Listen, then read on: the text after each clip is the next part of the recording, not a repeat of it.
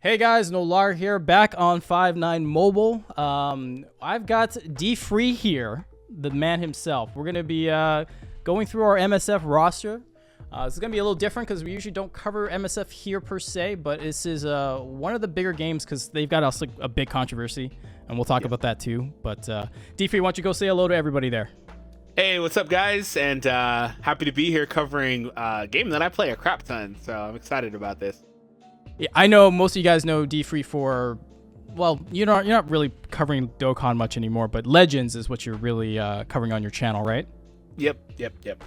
Yeah, and D-Free, like myself, is a big gacha gamer, so he's playing a ton of stuff, so want to show you guys what we're up to. So, first and foremost, Marvel Strike Force. If you guys don't know what this game is, it's literally a squad battle game. You make a bunch of teams with characters from Marvel the IP, and we'll show off our roster, talk about the stuff you can do in the game, why it's so addictive to us, and the crap Thanksgiving event that we had. But first off, D-Free, let's take a look. What's your total TCP here overall? So I have been playing for probably about 14 months now. I'm at 12.3 currently million. Okay, and you're a light spender, heavy spender? Kinda just depends on what's going on. I try to be pretty light, but I mean, lately I've been kind of going a little heavier. And as I've gotten more invested into it, I started off pretty consistent, like light, and then started going up a little bit. So as of late, I'd say heavy. Not like Kraken status, but maybe closer to what you would consider not a whale, but about a whale, somewhere in that range. Dolphin to whale-ish. Probably right. Like, it just depends what's going on. Like, if they got some really good stuff, then okay. You know what I'll tell you though is that this game, kind of, if you spend a decent amount, is that this game, one thing I noticed they did probably 6 months ago or whatever, is they started putting out a lot of $50 offers. So it got really expensive with the character unlock offers like that, and I don't think they were doing that for a while. So that's one thing that kind of upped my spending for sure. Well, the problem with this game is once they know you spend, they have A/B testing offers for you.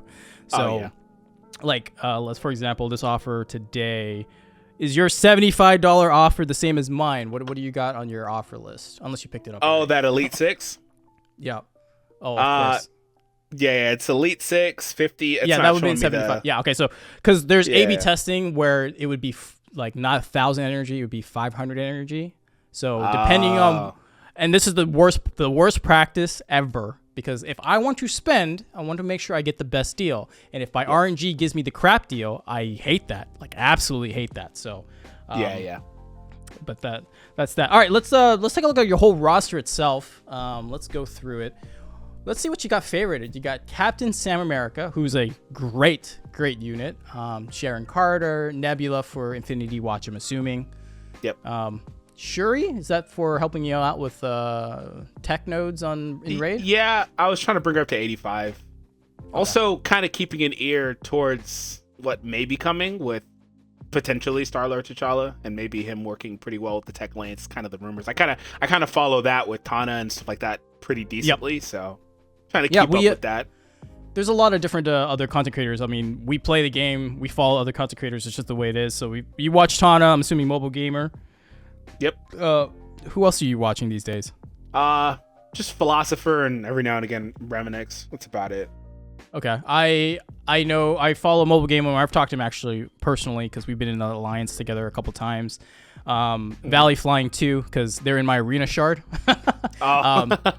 Well, so just to let you guys know, I beta tested this game 4 or 5 years ago whenever the game came out. Dropped the account, stopped playing, and literally 2 years ago was when I picked up the game again. It's like, hey, maybe I'll play it again, and I'm back in it. So the problem is when you make your account is when they put you in the shard of arena players, and I'm in the shard with Mobile Gamer and Valley Flying, so...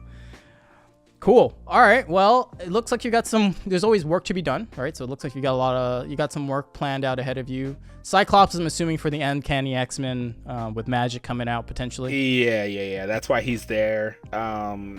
It's kind of just, I mean, some of these characters like the Spiders, they're here just because, again, we're moving to the movie release. So obviously there's going to be some integration probably.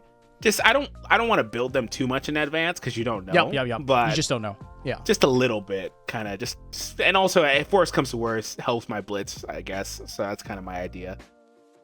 Cool. But yeah, that's pretty much it.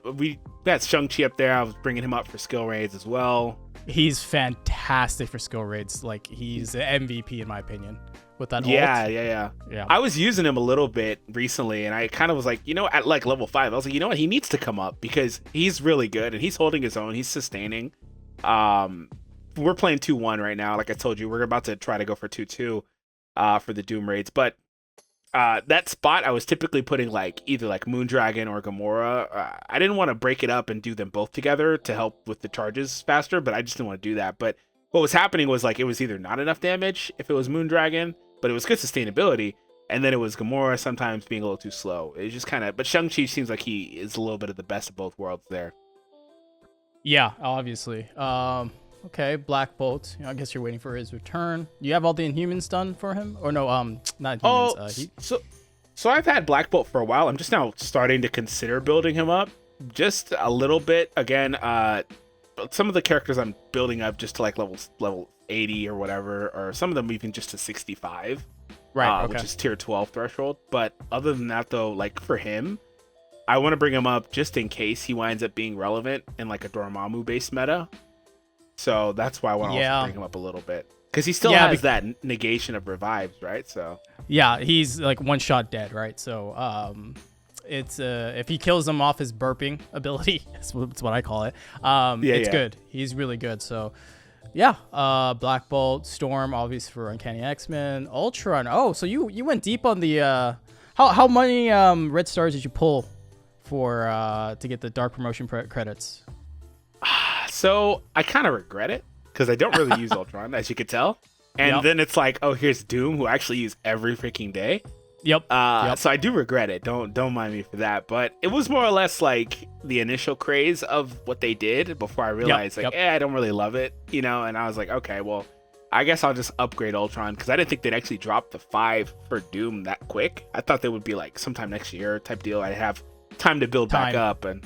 Right. So I just didn't think it was going to happen, but it was, I don't know how deep I went, but when it first came out and they did that and the red stars for Ultron came out, and I just kind of went in because I was like, you know what, if he should scale pretty good with red stars, but I don't think, 1 or 2 is enough. He's going to need like 6, so.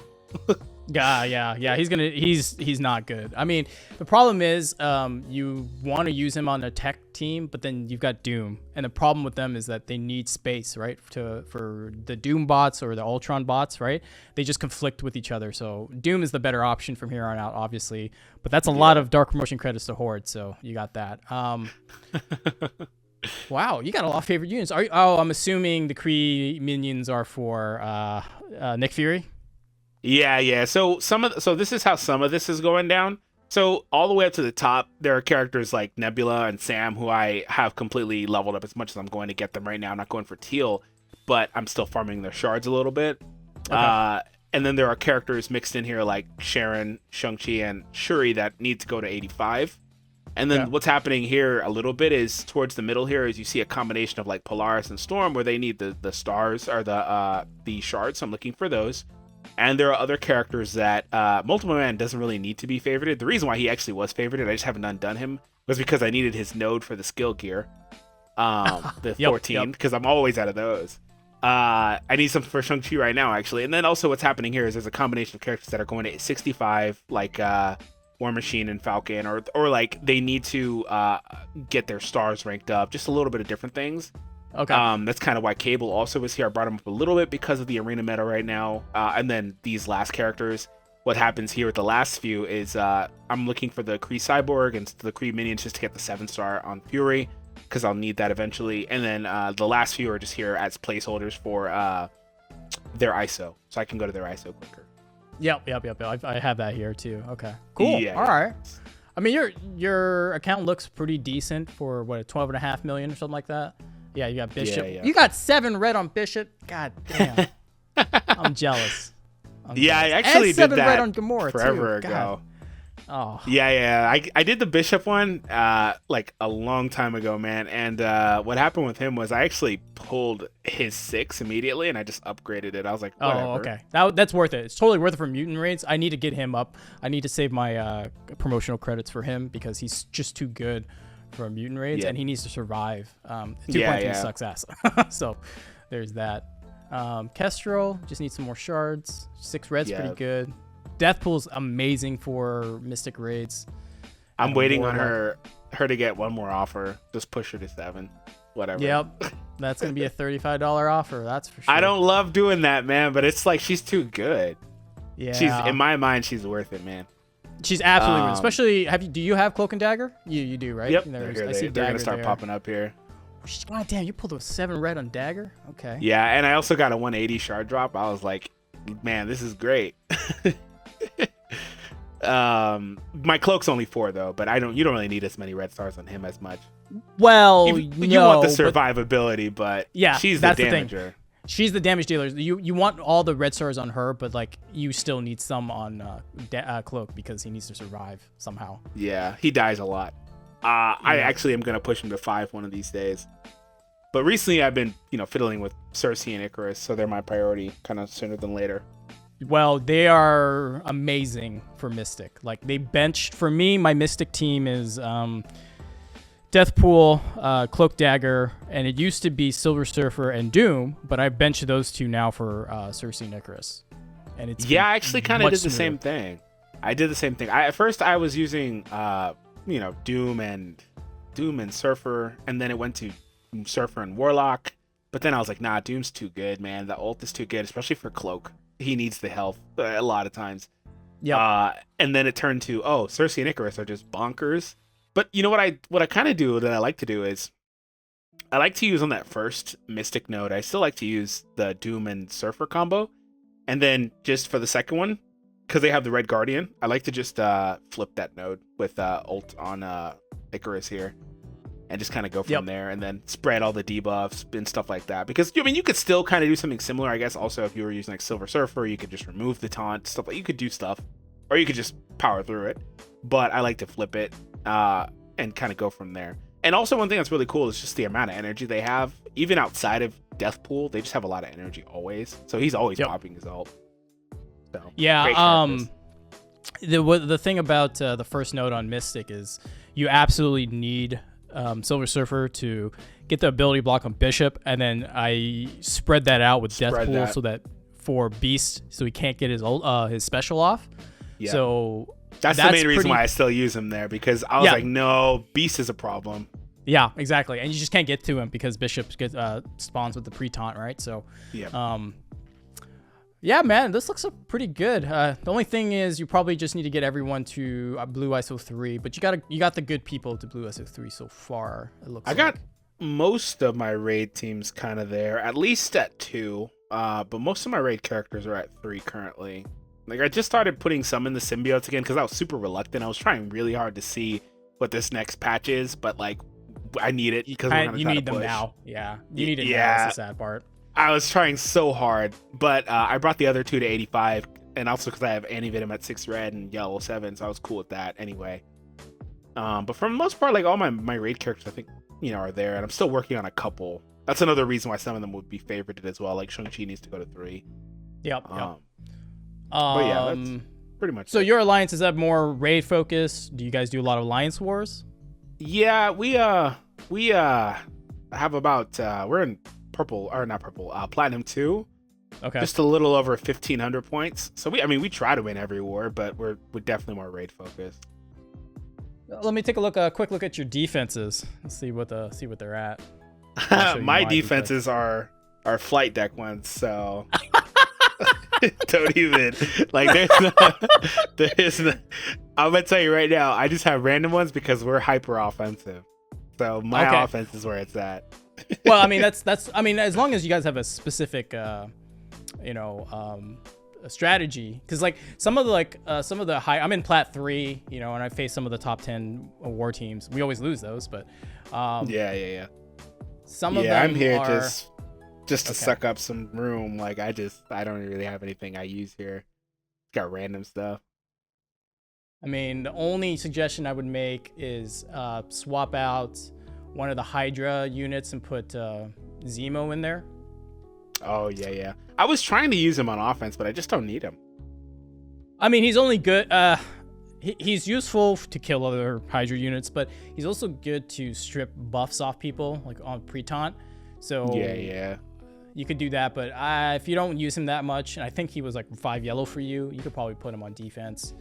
Yeah. Well, he's 6 and 5. He could be 7 if I want him. But yeah, I'll probably place him on defense. You got some interesting setups there. Some of it's just to throw in, like the Star-Lord, who also has 7 red, but I'm reluctant to build him too, because not doing it. Yeah. He's an old legendary at this point, so. Yeah, cool. Well, you can take a quick look at my defenses. I am in the armory, so I am the heavy hitter to slow people down. But, so you've got everything set. Yeah, I need to work on a few more things, but this room's the real random room because I got a lot of, like, I got a 7 red ghost, and she's really damn annoying. So just defenses and all that, but I pulled a lot of 7 reds for Fantastic Four, and with Doom. I see. Yeah, normally people shouldn't be leveling out their Fantastic Four like this, but I always eat up like a New Warriors or a Secret Avengers team, and that's always a win. Because normally Fantastic Four is super weak, but if they gotta use one of those, that's fine. This team's doing pretty good with the New Warriors and the Eternals. It's pretty nice. My Black Order's there just for whatever, same with symbiotes. And then, of course, H for H, which is the cancerous meta. Now it's no longer cancerous because we've got Weapon X. But my Weapon X is stacked. I think I've got like 3 red 7s on them. Let me take a look here. So did you, is that just from, playing for a while, or did you actually look at those offers they were putting out for like Sabretooth and Wolverine and stuff? I bought the one for Sabretooth and I bought the one for Wolverine. But they were both 6 red and I just managed to pull 7 on them, right? Gotcha. I pulled a Omega Red 7 and a Lady Deathstrike 7, and I only got Silver Samurai to 5. But unfortunately, you think this would be an easy win for me against H for H? It's really not. Unfortunately, it's not, because I have 7 red on Omega Red. He always gets ability blocked by Misty Knight. Yeah.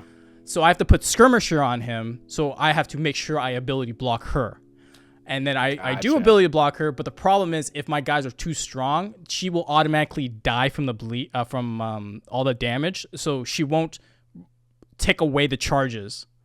And so she'll be back up, and then she'll ability block Omega Red, then I'll lose the fight. So we told Scopely and Boundless, like, hey, you guys should fix this if you want to make it the de facto hard counter, but you guys screwed up, and that's what it is. So sometimes, like right now, people put Weapon X on defense, and I'll use my Weapon X to get rid of their Weapon X on defense. Like that's pretty much the only counter, because you just ability block Omega Red. Yeah, it's the only way to do it. But at least I have a big enough Infinity Watch that I could usually take a lot of H for H's, because I was taking like 1.1 million H for H's decently with my Infinity Watch. So yeah. Well, if you didn't have that problem, I'm pretty sure you'd run over basically any Hero for Hire team that you run into, like, because they punch up so massively, like you just beat them all. Yeah, no, exactly. If I didn't have that issue of Omega Red not having the highest health, then that would be fine against any other team. Like if it's like when the New Warriors with the Eternals came out, I use Weapon X because everyone's like, we need to get through this room, blah blah blah blah. So I built mine with that in mind though, because I remember Mobile Gamer was making a big deal about it, and I was like, okay, well, I'll just make sure that my Sabretooth is kind of lockstep with my Omega Red. So I didn't really promote him, and I just kind of did that because, I mean, that is a real thing. It's dumb game design that even is a possibility when it's designed to be the hard counter for that team, and you can actually have a harder time with the match than you are supposed to. That doesn't make any sense. Yeah, and I spent more money, right? I was like, I want to make sure I can. Like, I was so sick of H4H. Like, I was just so tired of it. I was like, I want to make sure this team is like locked and loaded. And then I would realize that I made a mistake by overspending and getting a better Omega Red than I should. How does that even make any sense? How do you overspend? That's the dumbest thing ever. Yeah. So. Overall, look, guys, MSF is it's a squad-based game, so you build teams. It's not like MPQ or Future Revolution or stuff. I mean, these are all different game styles, but they're squad-based. So like Weapon X, right? That's Sabretooth, Lady Deathstrike, Omega Red, Wolverine, and Silver Samurai, and then you've got the Young Avengers who need a 5th member, but eventually they'll get one. And then they're always adding units, 1 to 2 characters a month, something along those ways, where they'll add some new teams. So we got 2 Eternals, and we'll get some more, hopefully down the line. But the game's fun. It's just it's frustration a lot of the time. So let's talk real quick about the Thanksgiving orbs, the Thanosgiving event. What has been your experience with the Thanosgiving event there, D-Free? Well, for one, let me just say that the fact that their orbs are 5 times the normal rate, or 5 times the normal amount to pull, not rate. I wish the normal amount is a huge red flag. Typically, you are needing 2,000 shards or orb fragments to pull an orb, and this one you need 10,000 instead of 2,000. Pretty massive difference. So. The thing about it is that this was supposed to be a Thanos/Thanksgiving celebratory event. I mean, alongside it, there was like the 1 power core deal, and they have some other stuff going on. That's okay. But what happens here is they have these crazy good drops if you get them. Like 300 of 400 gold promos is insanity. But the pull rate is so. It just shows. Hold on. The pull rate is so low. It just shows 0%. How is that even possible? Go down a little 0%. bit. Go down a little bit, and it says 0.001, right? So they could show you 0.001, but then the better drop can't even show it. It's 0. It's literally the system is limited. It can't even show. So it literally could low. It could be 0.000000001. And we have no idea, right? The hilarious thing about this that shows 0, because it's not actually 0, because I remember they put out a tweet. It's not 0, but it's less than 1. So it's like some crazy low number that's worse than 0.001, if you could think about that.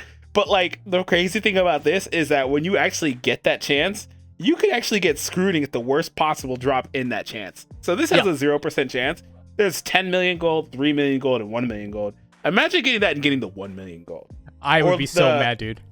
I wouldn't be as mad if I got the 150 gold promos, because that's still really good. But you just know you had the chance at 400. That's insanity. I don't even know why it's gated that much. This event was just, it's insane that they cost more in general. They gave a lot of them. So I guess it was kind of in hindsight, it just looked abnormal, the amount that they were giving out. But it relative to the normal 2,000 cost. But coupling all that together, it's just a massive shit show, man. It's crazy. Well, the worst part is you're at the very bottom, right? So the middle column, the other reward, 29%, so call it 30%, is a basic fragment, basic orb. And basic orbs, the worst orb in the game. That's the worst orb in the game. You literally spend energy and you get fragments to it. And it's just kind of like a nice little thing you get for spending energy. And this is the main prize of this Thanksgiving 30% event. Of the time. Yeah. That's crazy. It's a load of crap, right? I mean, there's no other way to say it. So Scopely, Boundless, the developers, publisher in charge, they're getting a lot of flack. Reddit, Twitter, everything people are quitting, people stop spending. I'm on the verge of stopping to spend here. And maybe even quitting, I don't know. But it just leaves a bad taste in my mouth, because usually when companies try to pull this stuff, it's not a good roadmap, Yeah, and we can't actually really show the offers anymore, because they actually literally left today. But there was an entire milestone. I think that's gone too. You might be able to show it. I'm not sure. But the offers... Yeah, we'll see if we see the milestone. You might be able to see it. Yeah, so, I see it.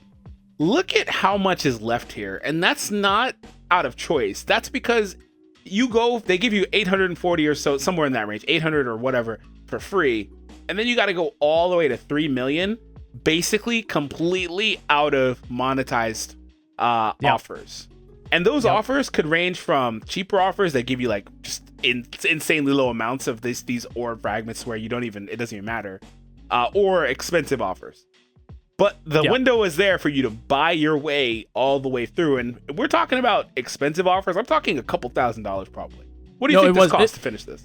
It was calculated to finish the whole thing. You needed to spend 2.2K. Exactly. It's an easy couple $1,000s. You could see it if you play the game. So like this right here is the dark underbelly. The worst part of this game is the monetization. And don't get me wrong, I mean, like I said, there's some good free events and stuff like that. They had the daily one power core offer that was insanely good each day. Yep. They give you free character shards. There's good things in here, but the bad of the monetization is ridiculous. Yeah, insane. Look at that $75 macro transaction right here.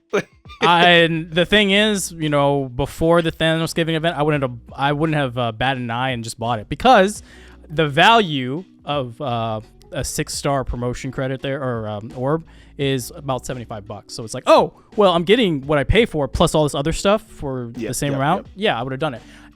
Don't worry, I'll make a video for you guys talking about how they catch whales and the predatory nature of stuff. So, well, this game has really conditioned that type of mindset. We talked about it very briefly in the beginning, but it really conditions you. And that's another thing you're probably gonna talk about it, like you said, another time. But just the idea that, and this isn't just this game. The fact that we can look at these games in general, all of them, and say, okay, $75, whatever. We have in our mind this perceived amount of value to whatever we're getting, whether it's gems or whatever in whatever game. So like, you see it and it's like, it's no big deal, because after a while you just do it. If you can do it like that, you know what I'm saying? If you got the money. Yeah. But after a while you just keep doing it and doing it. It's just like, whatever, it's worth it. Because obviously the thing is, I don't want to take anything away from it, because it is a hobby. And I really do believe in, spending in things you enjoy and hobbies. Some people don't really understand that. They only want to get like a physical, tangible thing, and that's fair. That's for you. But some people don't mind spending on some stuff, in game. That's whatever. But I think this game, it with the A/B testing and stuff like that, it really tries to condition you really hard to see some of these numbers, especially if you spend. Yep. The technical term what D3's talking about is called anchor pricing.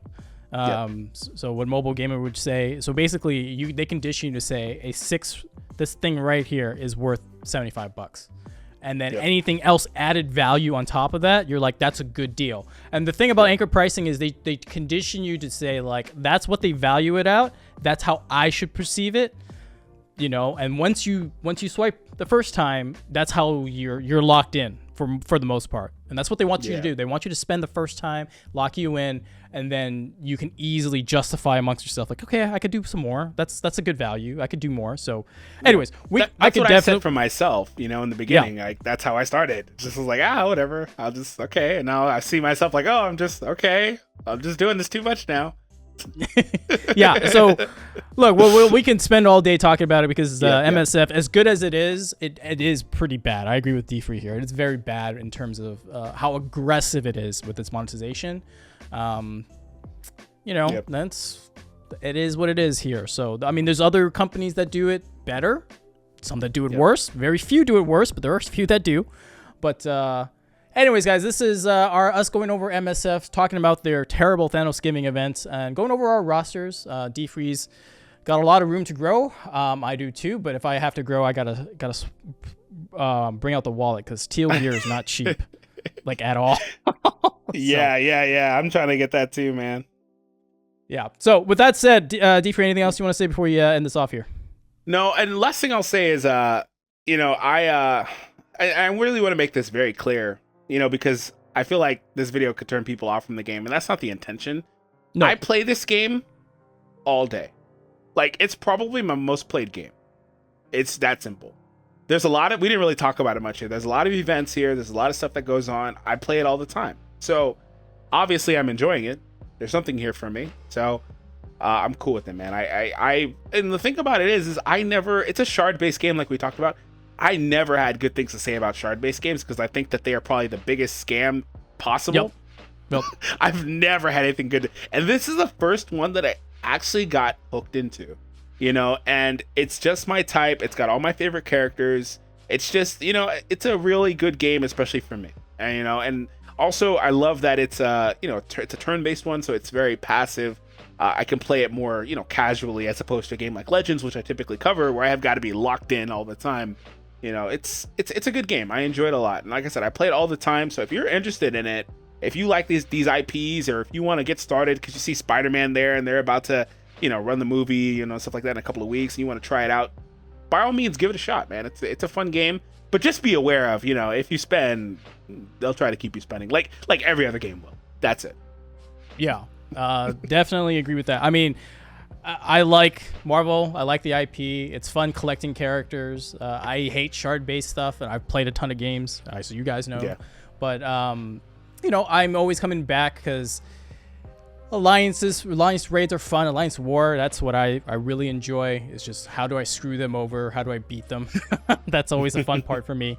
And they've got challenging stuff here, like Dark Dimension. We didn't talk about Dark Dimension. That's where it's the ultimate challenge to see what your roster can do, and there are good rewards that come from it, and stuff like that. So, look, guys, if you're interested in the game, you can get it on the Google Play Store on iOS. If you are looking to spend, I'm not saying you should, but if you're capable in that area, we'll talk about our Amazon Coins offers down in the next video here. But if you want to pick up some stuff, pick it up on Amazon Coins. It helps us out here at 5-9. With that said, thanks a lot, guys. Appreciate it. If you're new here and want to see more MSF, mobile gaming news, information, guides, hit that subscribe button. If you like the video, hit that like button, and, leave a comment. Let us know what you think about the game, or if you've been playing it, all that kind of stuff. With that said, thanks a lot. We'll catch you on the next one. Nolar and D Free out.